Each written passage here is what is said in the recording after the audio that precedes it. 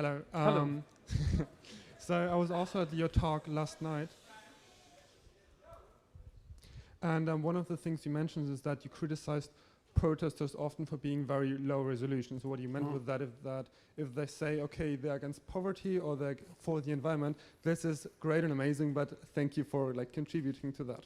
And when I see that, but on the other hand, I feel like those are very complex issues where we also need to have a social conscious of that. So we need to be aware of that as a society so we can deal with that. So I wouldn't say that those statements are necessarily bad because they are important or need to be reinforced so that we can work on complex issues and that people are aware of that as a policy that is important to tackle.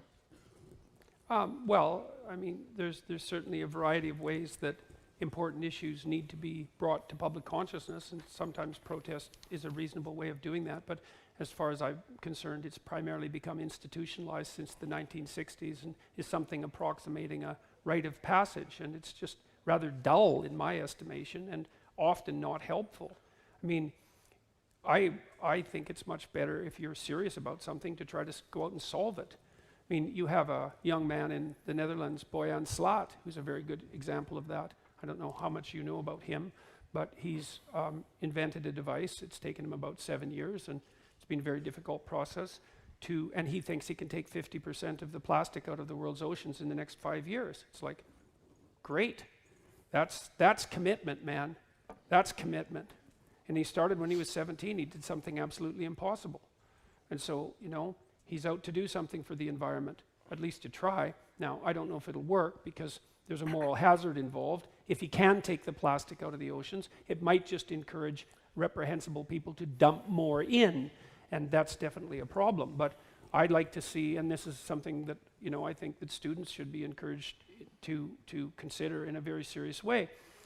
Perhaps there is something about the state of the world that particularly bothers you, and I don't mean for ideological reasons. I mean, for whatever personal reasons, that issue stands out for you. It's mysterious, right? Because some things in the world attract your attention and other things don't. And obviously you can't, every problem that exists can't be your problem because you would just die of problems.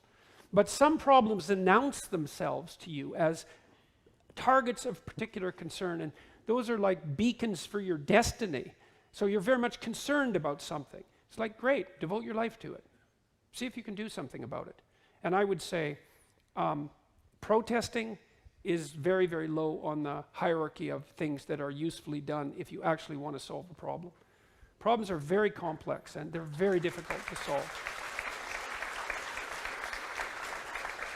And then there's also the ease of the protest, which is that you can solve your conscience with very little effort, and you can go home and feel morally superior and that you've done your duty. And you haven't done your duty. You haven't even started to do your duty. You're not even in the universe yet of doing your duty. It's decades of work to address even the smallest component of a very complex problem. So. Okay, thank you very much for your question. There will be plenty of room for other questions later in the interview. We want to talk a bit